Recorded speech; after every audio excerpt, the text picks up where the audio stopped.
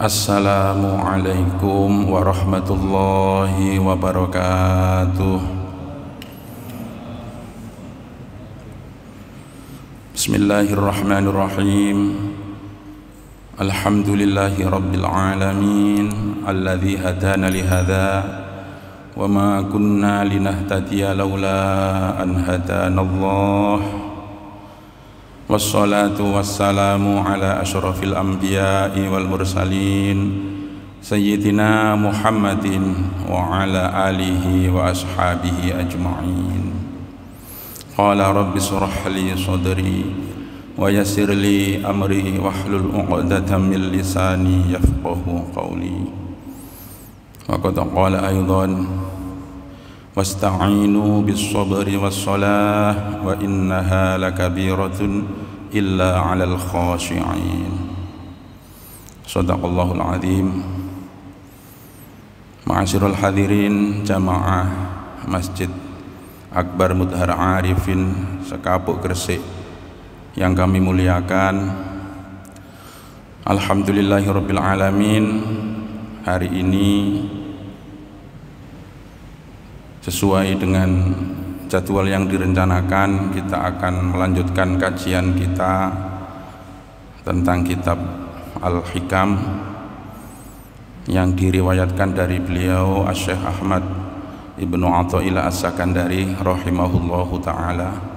Allahumma anfa'na bihi wa bi'ulumihi fid dharain. Syai'ulillah. Al-Fatihah. A'udzubillahi minasyaitonir rajim. Bismillahirrahmanirrahim. Alhamdulillahi rabbil alamin arrahmanir rahim maliki yaumiddin. Iyyaka na'budu wa iyyaka nasta'in. Ihdinas siratal mustaqim. Siratal ladzina an'amta 'alaihim ghairil maghdubi 'alaihim waladdallin. Rabbighfirli wa liwalidayya amin.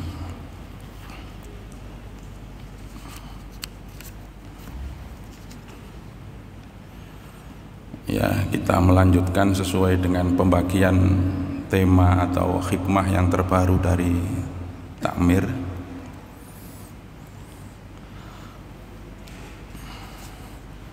Bismillahirrahmanirrahim.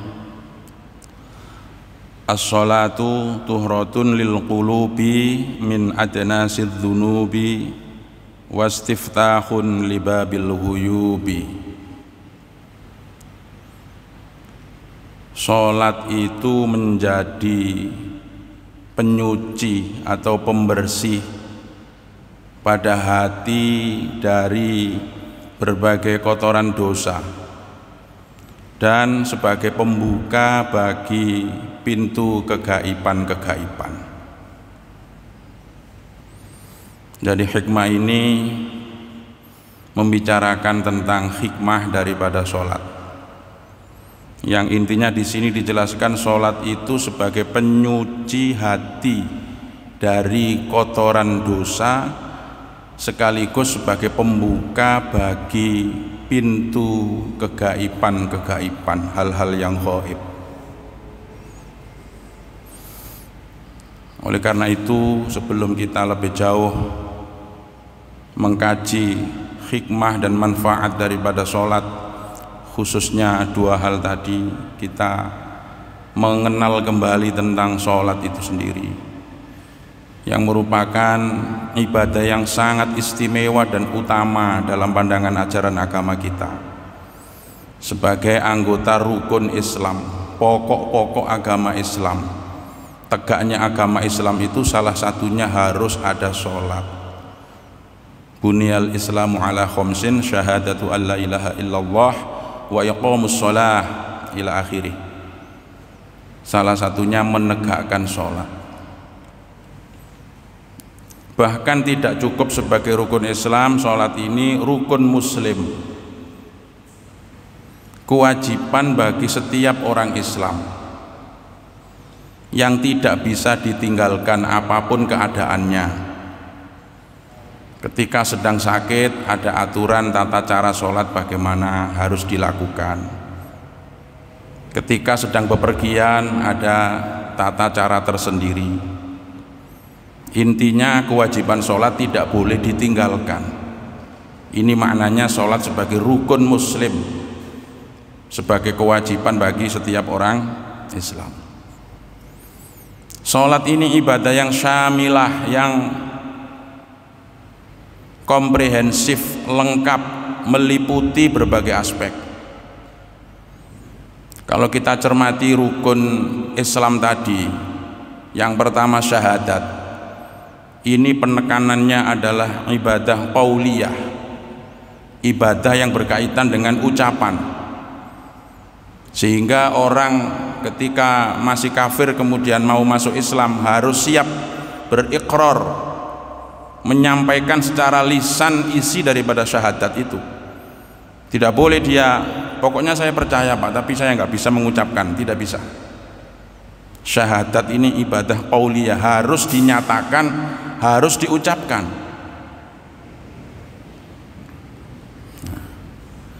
Sebaliknya kalau haji, ini ibadah yang hanya gerakan saja, tanpa ucapan apapun sebenarnya sudah sah ibadah haji itu, karena niat ada di hati, di batin.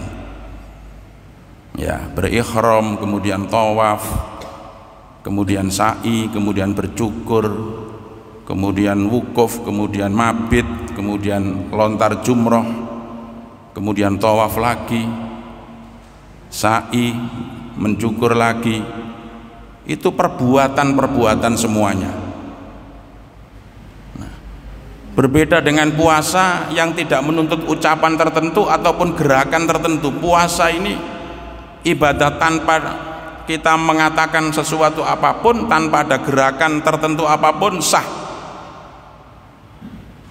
Karena puasa hanya cara wong Jawa ngempet, menahan diri dari sesuatu yang membatalkan. Ini ibadah ruhaniyah, batiniyah. Yang penting menahan, tidak melakukan apa yang menjadi larangan orang yang berpuasa.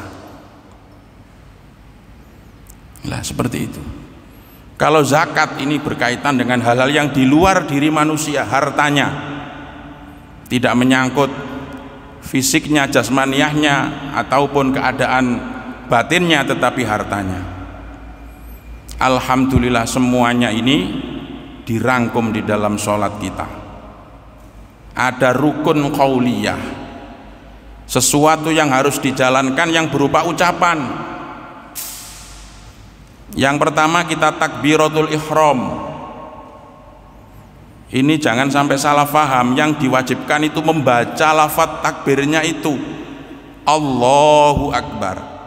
Perkara mengangkat tangan itu kesunahan, tetapi yang wajibnya ini membacanya takbir Allahu Akbar. Ini rukun qauliyah, kewajiban yang berupa ucapan-ucapan.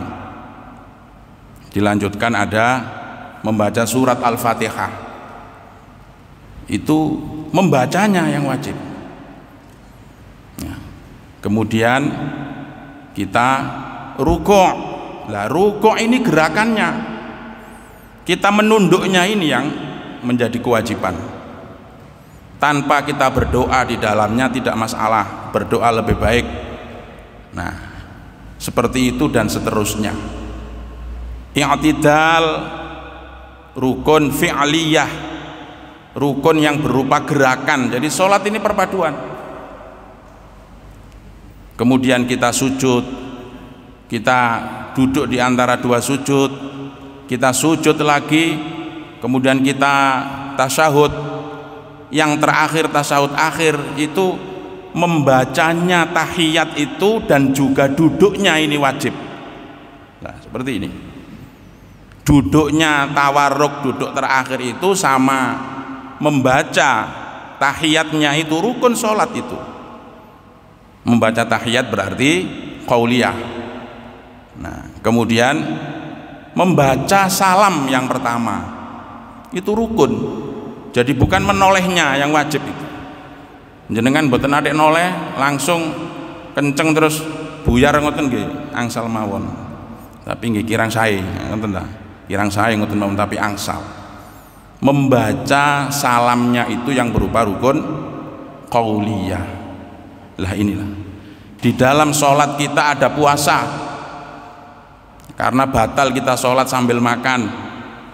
Di dalam sholat kita juga ada haji, karena kita harus menghadap kepada kiblat, tidak sembarangan. Inilah syamilah, bahwa sholat ini ibadah yang meliputi semuanya. Rukun Islam yang lain tadi yang harus dibaca, yang harus diempet, yang harus digerakkan, semuanya diakomodasi, ditampung di dalam ibadah sholat menika. Masya Allah. Karena itu kemudian Allah secara khusus kewajiban sholat ini dengan memanggil beliau Rasulullah Sallallahu Alaihi Wasallam melalui peristiwa Isra wal Mi'raj itu, dan akan menjadi amal yang diprioritaskan, penentu penilaian terhadap amal-amal yang lain.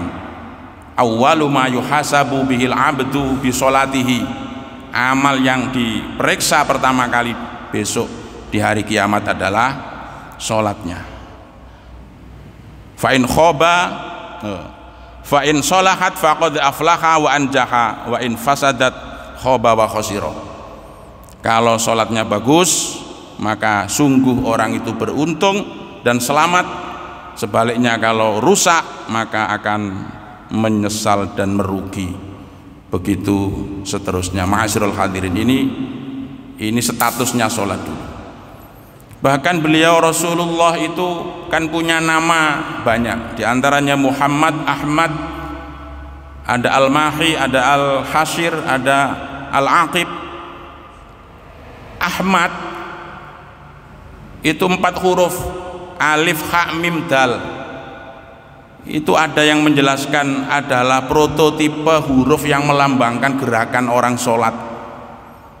Alif itu berdiri, kemudian haknya itu orang rukuk, kemudian mimnya itu seperti orang sujud, dan dalnya itu seperti orang duduk. Masya Allah. Nabi Ahmad, Nabi sholat. Ma'asyiral hadirin jamaah rahimakumullah. Karena itulah begitu pentingnya sholat ini. Sampai di sini kajian tasawuf pasti tidak bisa dilewatkan. Di dalamnya ada penegasan semacam ini, bahwa sholat ini sebagai wasilah sarana yang sangat ampuh, sangat istimewa bagi orang-orang yang ingin berhasil di dalam mendekatkan diri kepada Allah Subhanahu wa ta'ala. Secara khusus akan mampu menyucikan hati dari kotoran-kotoran dosa. Sebab innal abda idza akhta'a khati'atan nukitat fi qalbihi nuktatun sauda. Jika seorang hamba itu melakukan suatu dosa, maka akan ditorehkan di dalam hatinya ini satu cap atau noktah torehan hitam. Fa idza huwa naza'a wastaghfara wa taba suqila qalbahu. Tetapi kalau dosa itu ditinggalkan, kemudian dia minta ampun, beristighfar kepada Allah, kemudian bertaubat, maka akan dicabut noktah tadi dari hatinya. Wa in ada zida fiha hatta taghlu qalbahu. Tapi sebaliknya, jika seorang hamba itu kembali mengulang dosanya lagi, akan ditambah lagi hitamnya itu. Tidak dicabut, tidak istighfar, tidak bertaubat, tetapi mengulangi lagi dosa-dosanya itu, akan semakin memperbanyak nokta-nokta hitam yang ada di hatinya sampai penuh, sampai banyak. Inilah yang disinggung di dalam Al-Quran surat Al-Mutaffifin ayat 14 itu. Kalla bal rana ala qulubihim ma kanu yaksibun. Sekali-kali tidak, tetapi karena penutup pada hati mereka dari apa yang mereka kerjakan. Ini kan mengomentari sebelumnya yang mengatakan bahwa Al-Quran itu hanya cerita dongeng orang-orang lalu yang tidak ada kebenarannya. Nah, mereka berpendapat seperti itu dijelaskan di sini. Tidak seperti itu, ini wahyu Allah. Mereka mengatakan seperti itu hanya karena penutup hatinya. Adanya penutup dari hatinya akibat dosa-dosa yang selama ini sudah dilakukan, sehingga jiwanya tidak menjadi jernih, tidak menjadi terang, kemudian dia tidak bisa memahami keadaan sehingga punya pendapat yang keliru, termasuk di dalam menilai Al-Quran tadi. Ma'asyiral hadirin jamaah rahimakumullah, inilah memang diterangkan sesuai dengan hadis Rasulullah. Hati manusia ini ibaratnya akan ada nokta-nokta hitam kalau dia melakukan dosa. Ada kabut-kabut yang menyelimuti jiwanya. Sesuatu yang hitam ini maknanya sesuatu yang gelap, sesuatu yang jelek, baru akan menjadi baik kalau yang hitam ini hilang. Nah, kemudian menjadi bersinar, menjadi terang. Ma'asyiral hadirin, hikmah sholat yang demikian ini juga sesuai dengan yang disabdakan oleh beliau Rasulullah sallallahu alaihi wasallam. Ara'aitum law anna nahron bi babi ahadikum yaghtasilu minhu kulla yaumin khamsa marratin hal yabqa min daranihi syai'un? Qalu la yabqa min daranihi syai'un. Qala fadzalika mithlus shalawatil khamsi yamhullahu bihinnal khotoya. Apakah Anda mengerti? Apakah Anda tahu, seandainya di depan pintumu itu ada sungai, kemudian seseorang itu mandi di sungai itu 5 kali sehari, apakah kira-kira masih tersisa kotorannya? Para sahabat menjawab, tidak ya Rasulullah. Demikian itulah perumpamaan sholat. Dengan sholat itu Allah akan mengampuni dosa, akan menghapus dosa-dosa daripada orang yang melakukan sholat ini. Ma'asyiral jamaah rahimakumullah, selanjutnya tentu yang menjadi pemahaman kita, sholat kok bisa berfungsi seperti itu, ini seperti apa, sholat yang bagaimana, ini yang penting. Sebab justru kalau tidak benar sebagaimana ayat yang kita sangat hafal, fawailul lil musallin alladzina hum an sholatihim sahun. Celakalah bagi orang yang sholat. Na'udzubillah. Kok bisa orang sholat celaka? Ini yang seperti apa? Alladzina hum an sholatihim sahun, yaitu orang-orang yang dari sholatnya ini lupa,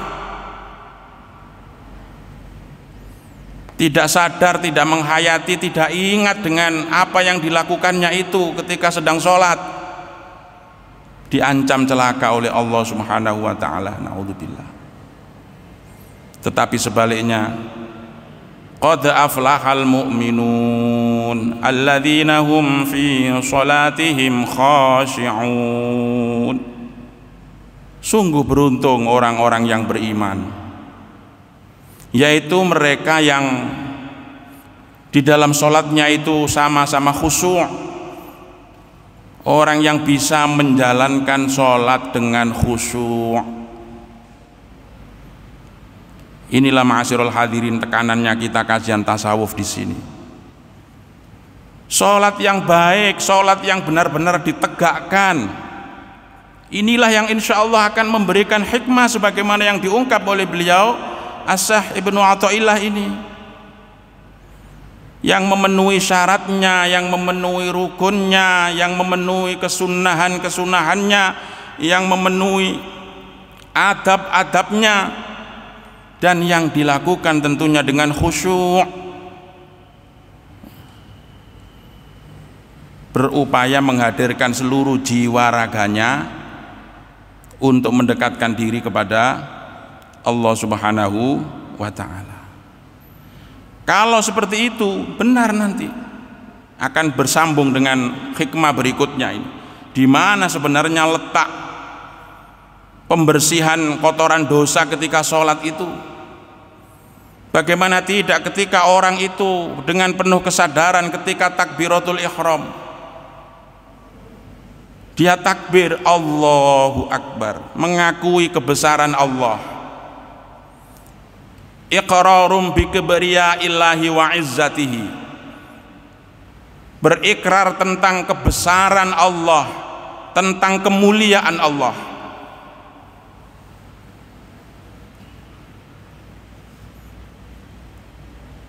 Dan pengakuan tentunya berarti sebaliknya terhadap kekecilan dirinya dan kehinaan dirinya dengan dia melafadzkan Allahu Akbar. Pelajaran sejauh mana akhirnya kita memang bisa seperti itu. Sebenarnya pendidikannya di situ. Kalau ini mampu kita terapkan, kan betul-betul akan membimbing jiwa kita. Bagaimana kemudian kita memiliki jiwa sombong kalau kita faham betul memaknai daripada lafaz takbir yang kita ucapkan ketika pertama kita takbiratul ihram menghadap kepada Allah, sambil lagi kita mengangkat tangan. Kalau dalam tradisi pemahaman manusia ini, kita menyerahkan diri, berserah di hadapan Allah Subhanahu wa ta'ala. Ma'asyiral hadirin, karena itulah dilanjutkan dengan hikmah yang kedua ini, di mana nanti termasuk juga dibukanya pintu-pintu kegaiban yang dimaknai oleh para ulama pintu kemakrifatan dan rahasia-rahasia Allah yang selama ini tidak nampak, yang selama ini tidak dialaminya, ini akan tersingkap pintunya pemahaman-pemahaman itu melalui barokahnya sholat yang benar, yang khusyuk. Karena itu dinyatakan as-sholatu mahallul munajati wa ma'danul musafat. Sholat itu tempatnya munajat dan lapangan penjernihan jiwa. Sholat akan mampu memberikan hikmah sebagai isi daripada hikmah sebelumnya tadi adalah karena sholat itu tempatnya kita bermunajat dan lapangan penjernihan batin kita semua ini. Kita bermunajat, berdialog, beraudiensi, bercurhat, mencurahkan isi hati kita kepada Allah Subhanahu wa ta'ala ketika kita sholat. Berdialog. Ketika hamba ini sholat membaca alhamdulillahi rabbil alamin, Allah menjawab hamidani abdi, hambaku memujiku. Dialog ini. Tetapi sejauh mana kita merasakan bahwa kita sedang berdialog ini? Pertanyaannya di sini yang harus menjadi peringatan bagi kita semua. Ketika hamba dalam sholat membaca Ar-Rahmanir Rahim, Allah menjawab asna alayya abdi, memuji, ngelem-ngelem marang aku kawulaku. Maliki yaumiddin, majjadani abdi, hambaku memuliakanku. Ini hadis menjelaskan ketika orang membaca surat Al-Fatihah seperti itu, dijawab langsung oleh Allah Subhanahu wa ta'ala. Iyyaka na'budu wa iyyaka nasta'in, hadza baini wa baina abdi wa li abdi ma sa'ala. Ini adalah antara aku dan hambaku, dan untuk hambaku apa yang dia minta. Ketika kemudian dibaca ihdinas siratal mustaqim, siratal ladzina an'amta 'alaihim ghairil maghdubi 'alaihim waladdallin. Hadza li 'abdi wa li 'abdi ma sa'ala. Ini adalah untuk hambaku dan bagi hambaku apa yang diminta. Ma'asyiral jamaah, intinya benar. Sekaligus ini kan menunjukkan bahwa Allah itu mutakalim. Kita kan sifat wajib bagi Allah itu ada kalam, tapi ada mutakalim. Kadang-kadang bingung, 20 itu yang 7 seakan-akan mengulang. Ya. Sama basor, kalam, terus qadiron dan sampai terakhir mutakaliman itu kan mengulang. Kalau kalam itu artinya Allah itu berbicara, Allah itu berfirman, Allah itu berkalam. Tapi kalau mutakaliman, kaunuhu mutakaliman, keberadaan Allah itu senantiasa berkalam. Sama seperti ini. Ya, ilmu juga Allah itu berilmu, tapi kemudian disebut aliman. Ilmu itu yang dianggap mengerti, memiliki ilmu. Tetapi kalau aliman, keadaannya selalu mengerti dan selalu berilmu. Nah, ini beda. Yang satu menunjukkan aktivitas, yang satu menunjukkan sifat. Kadang orang itu umpama nun sewu, seperti saya ini dibilang orang tidak tuli karena saya mendengar. Oh, beliau itu nggak tuli kok. Nah, kan gitu. Tapi ketika saya tidur jadi tuli saya ini. Loh, walaupun saya disifati tidak tuli, tetapi kadangkala ketika saya tidur jadi tuli. Tidak demikian Allah. Kapanpun Allah itu tidak tuli dan selamanya tidak tuli. Allah itu berbicara, berkalam dan selamanya Allah itu berkalam. Jadi jangan khawatir gak disauri kalau Gusti Allah, gak dijawab nih dijawab omongan. Boten. Allah ini selalu berkalam karena alam ini atas titahnya. Wallahu alam, titah yang mana Allah selalu dan selalu berkalam, mutakaliman, berkalam terus Allah ini. Kan gitu. Ilmu tadi ngerti. Biasanya kan kalau mamanya gelar profesor itu identik orang mengatakan orangnya pinter kan gitu. Suatu saat, nah, tapi ketika kadang-kadang banyolani tiang-tiang niku disentak bojone dadi bento ndodok lho, kan berarti kadang-kadang iso dadi bento senajan profesor. Kenapa? Ya karena manusia seperti itu. Tetapi ilmu, aliman, Allah senantiasa berilmu dan senantiasa melekat keilmuannya itu pada diri Allah Subhanahu wa ta'ala. Maka kita munajat ketika sholat ini. Nah, bahkan ini secara khusus kita sholat ini munajat, aqrabu ma yakunul abdu min rabbihi wa huwa sajidun fakthirud du'a. Lebih dekatnya posisi seorang hamba daripada Tuhannya itu adalah ketika dia sujud, maka perbanyaklah berdoa di dalamnya. Ini kemudian di kajian fikih timbul persoalan, bagaimana Pak orang berdoa ketika sholat dengan bahasa yang lain waktu sholat wajib, terus sujud yang terakhir itu atau salah satu sujudnya itu dengan banyak berdoa karena ada perintah seperti ini. Itu para ulama secara tegas, kalau doanya itu doa-doa yang maksur pakai bahasa Arab itu sah dan tidak membatalkan sholat walaupun dibaca ketika sujud sholat wajib. Kemudian ada yang memberikan hukum batal ketika kemudian doanya bahasa Indonesia atau bahasa Jawa. Tetapi supaya tidak mengurangi rasa yang diinginkan ini, kita kemudian di dalam sujud itu kalau ngertinya dengan bahasa Jawa atau bahasa Indonesia, dalam hati kita saja kita meminta. Kalau itu bahasa doanya tidak maksur, tidak bahasa Al-Quran, sebab ada pendapat yang mengatakan batal, maka demi menjaga itu kita doa. Di dalam sholat kita banyak doa seperti itu. Kalau sholat kita maknai betul-betul sebagai tempat munajat dan ma'danal musafat, insya Allah adnasid dzunub akan dihilangkan. Bagaimana tidak ketika dia berdiri, pelajaran kita berdiri ketika sholat ini maknanya kita ini jangan cengeng, jangan suka manja. Mari kita ini semangat bersyukur dengan anugerah yang sudah diberikan oleh Allah. Gatal sedikit, capek sedikit kemudian tidak mau tampil, tidak mau melakukan kegiatan, ini namanya orang yang tidak berdiri. Orang yang berdiri ketika sholat, ya Allah aku bersyukur engkau beri nikmat, engkau beri kesehatan, engkau beri kesempatan, dia tegak berdiri. Kalau diniati seperti ini, apakah ini tidak membimbing hati-hati yang cenderung kemudian ingin sombong dan seterusnya? Hanya dengan berdiri sudah membersihkan jiwanya daripada watak sombong. Dia bersyukur kepada Allah Subhanahu wa ta'ala. Pelajaran sholat hanya kita berdiri sudah seperti itu. Kemudian kita lanjutkan dengan takbiratul ihram seperti tadi.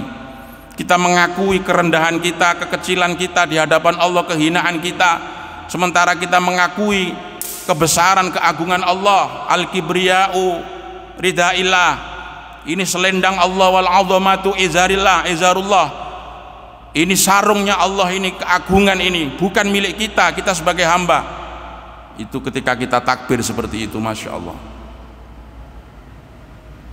membersihkan hati kita. Kalau kita kemudian kita ruku, Masya Allah, ruku, kita menunduk, ini kita tawadhu, kita hormat, bahkan seakan-akan ya Allah, seandainya Engkau menghendaki memenggal leherku, ya Allah silakan ditokno gulune monggo sampean ketok. Persoalannya kan kita ini kadang-kadang ketika ruku nggak sadar kalau ruku. Akhirnya pokoknya lamcing, pokoknya gerak-gerak tutul seperti itu. Kita sering bahwa kita ruku tapi tidak sadar kalau kita ruku. Kita sedang menunduk di hadapan Allah, menyerahkan diri, ya Allah, monggo menawi jenengan kersa, jenengan ketok gulu kula niku. Seakan-akan seperti itu kita. Kita bangkit lagi i'tidal. Bagaimana dengan i'tidal kita ini? Pendidikan agar kita ini tidak putus asa. Seandainya habis kita jatuh, habis kita rendah, mari kita bangkit kembali. I'tidal, kita mengambil posisi tegak kembali. Mengajari agar kita tidak mudah putus asa, selalu melihat positive thinking, hal-hal yang positif, harapan-harapan yang baik, sehingga memacu jiwanya untuk bagaimana bisa selalu baik. Kemudian kita sujud, Masya Allah, ini penyerahan total. Bagaimana kepala yang paling mulia ini kemudian ditaruh posisinya lebih rendah daripada pantatnya, tempat keluar kotoran, demi menghadap, menyembah kepada Allah Subhanahu wa Ta'ala. Tapi gini saya ngapunten, kita niki sering eling ta waktu sujud, terus posisi niate kesadaran seperti itu waktu sujud, nggih sujud. Napa elani iki lho masalahnya. Mongko insyaallah bijine tiyang salat niku tergantung kadar kekhusyukannya pada waktu itu, itulah yang dinilai oleh Allah Subhanahu wa Ta'ala. Sujud, ya Allah, dengan perasaan merendahkan diri di hadapan Allah Subhanahu wa Ta'ala, yang diiringi doanya di dalam sujud seperti itu, semakin memberikan penyadaran. Ini akan membimbing jiwanya, bagaimana dia punya jiwa tidak ikhlas. Maka dalam keterangan yang lain yang memberikan syarah ini, akan membersihkan dari kotoran dosa-dosa itu, termasuk dosa besar. Bagaimana dosa besar tidak akan diampuni oleh Allah? Dia ruku dan sujud di hadapan Allah. Padahal kalau dimaknai, dirasakan, dihayati betul, ini betul-betul perbuatan yang menunjukkan orang yang begitu mengagungkan kepada orang yang dihadapinya, sampai dibela-bela sujud. Berarti dia sudah tidak musyrik, akan dihapus dosa-dosa kesyirikannya, ini dihilangkan oleh Allah Subhanahu wa Ta'ala. Dia rukuk dan sujud. Nggih ngapunten, monggo ini paeling kangge kita sedaya. Terus pundi kemudian kita benar-benar ingat, inilah sahun maknanya lupa, ya seperti ini. Masya Allah. Sehingga ya justru diingatkan aswa'un nasi syariqatan alladzi yasriqu min sholatihi. Qalu ya Rasulullah fa kaifa yasriqu min sholatihi? Qala la yutimmu ruku'uha wala sujuduha. Sejelek-jelek manusia pencuri itu adalah orang yang mencuri sholatnya. Sahabat bertanya, wahai Rasulullah, bagaimana orang kok mencuri dalam sholatnya itu? Beliau menjawab, karena tidak menyempurnakan rukuknya dan sujudnya. Ibarat seperti ayam yang mematuk, taldul. Nah,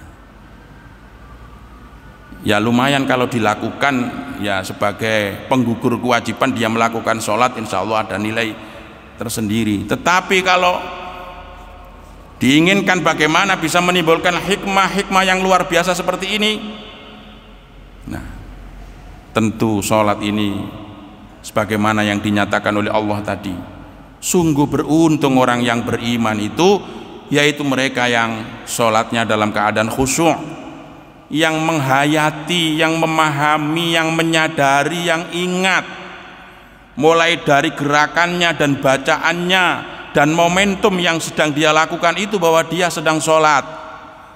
Masya Allah, ini diomongakan nggih gampil ngeten niki.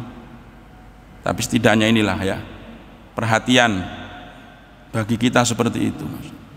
Maka sebenarnya tasawuf, beliau mengingatkan sholat ini sebagai sarana yang utama. Maka inilah tasawuf yang sangat syar'i, sholat. Kita tidak perlu menunggu menjadi orang yang bagus gini-gini kemudian topo ning jero gua kesuwen. Sholat kita itulah pertapaan kita setiap hari. Jauh-jauh perjalanan siang malam menyusuri daerah mana ingin begini dan begitu, sholat. Ini sudah lapangan munajat dan lapangan pembersihan jiwa yang disediakan oleh Allah Subhanahu wa ta'ala bagi hambanya. Kalau sudah demikian ini, Masya Allah, siapa yang punya sombong, siapa yang punya kesirikan, siapa yang punya kemunafikan di hadapan Allah Subhanahu wa ta'ala? 5 kali dia melakukan itu minimal. Betul kata Rasulullah, seperti itulah Allah akan mengampuni dosa-dosa orang yang menjalankan sholat. Seperti mandi di rumahnya, di depan rumahnya ada sungai 5 kali. Kula niki jenengan paling nggih ping 3 atus niku pun paling kathah ping 3 niku. Nggih. Paling ping kalih, ping 3. Nah, niku pun rumangsa cekap lah niki ping gangsal, masyaallah. Mana ada kotoran-kotoran yang tersisa. Ma'asyiral jamaah rahimakumullah. Karena disitulah wastiftahun libabil ghuyub, menjadi pembuka pintunya kegaiban-kegaiban. Akan diberikan kita ma'rifatullah, pengenalan kepada Allah yang lebih baik. Asrarullah, rahasia-rahasia Allah akan diberikan kepada kita.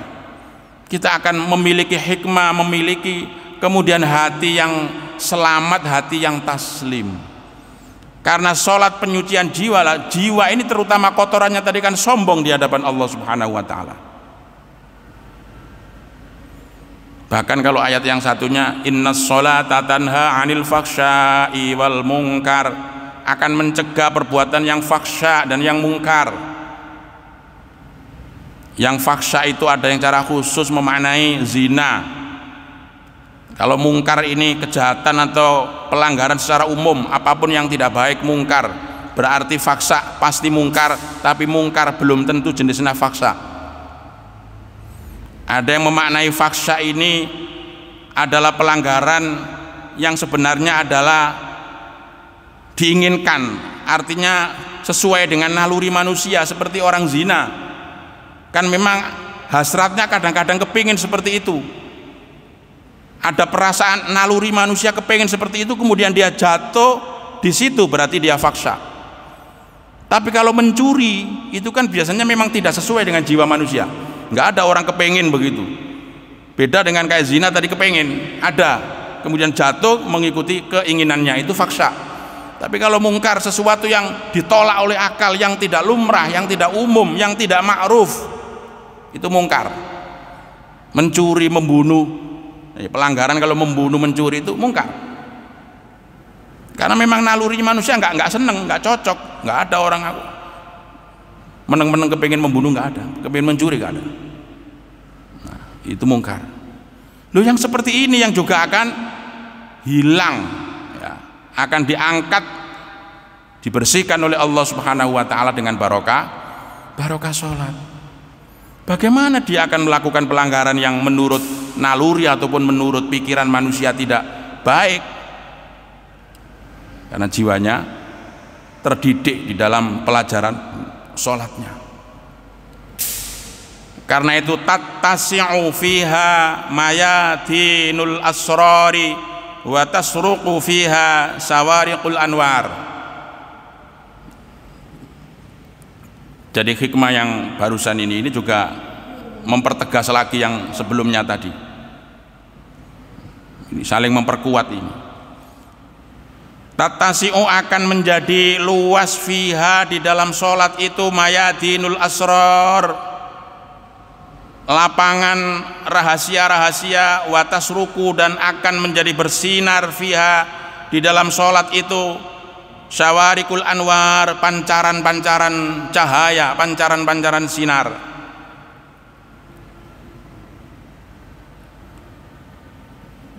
Kembali kepada makna yang kita rasakan, yang kita hadirkan di dalam jiwa kita ketika sholat itu, seandainya benar-benar kita lakukan, otomatis ini akan memperluas medan rahasia-rahasia. Ilmu-ilmu ma'rifat yang lembut-lembut ini akan diluaskan kita untuk memahaminya, untuk memiliki jiwa yang menerima, jiwa yang baik. Wa tasruqu fiha syawarikul anwar, demikian pula akan semakin bersinar. Karena tadi hati ketika berdosa ada nokta hitam, maka ketika dia sholat ini maknanya dia beristighfar, bertaubat di hadapan Allah, akan dihapus tutup hitam tadi, rona tadi, bal rona, penutup hati manusia akan disingkap ketika sedang sholat. Maka kemudian sinar-sinar pemahaman ini yang ganti akan meliputi, akan menjadi meluas di dalam jiwa orang itu, karena tutupnya hati sudah dicabut, sudah dihapus, diangkat oleh Allah Subhanahu wa taala, sehingga hatinya menjadi bersinar. Kira-kira seperti itu. Karena dia memang memaknai dan menjalankan sholat itu benar-benar sebagai sarana berzikir kepada Allah, mengingat kepada Allah, bertaubat kepada Allah, memuji Allah.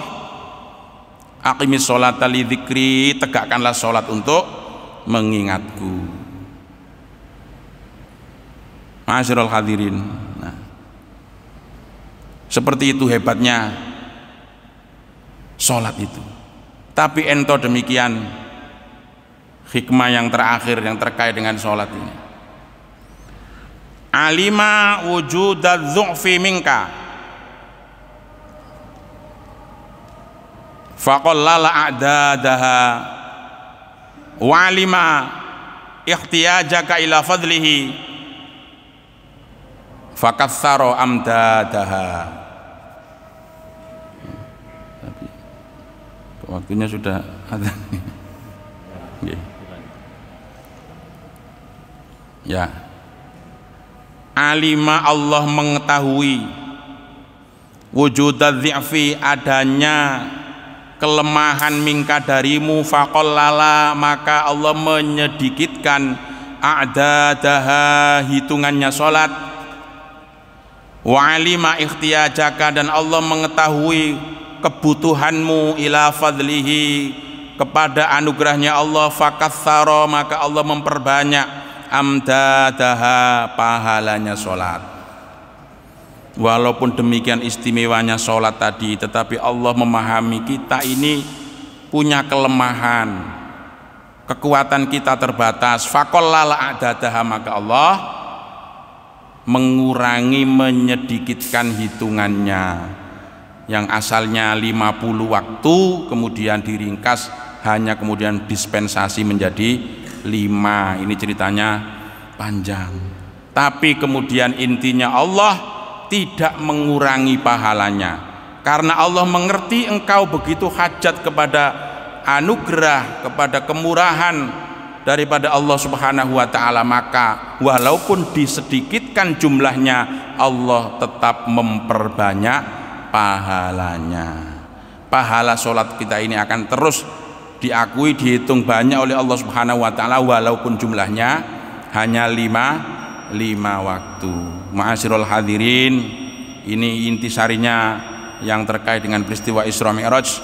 Mudah-mudahan kajian kita tentang sholat, tentang hikmah sholat ini memberikan pemahaman dan kesadaran untuk kita semuanya, bagaimana kemudian kita bisa menjalankan, melaksanakan sholat, menegakkan sholat dengan sebaik-baiknya. Kita bisa sholat dengan khusyuk sehingga bisa mendapatkan hikmah, dosa kita dibersihkan oleh Allah Subhanahu wa taala, hati kita dibersihkan dari kotoran-kotoran dosa sehingga kita bisa lebih mengenal kepada Allah Subhanahu wa taala dengan lebih baik dan lebih dekat lagi.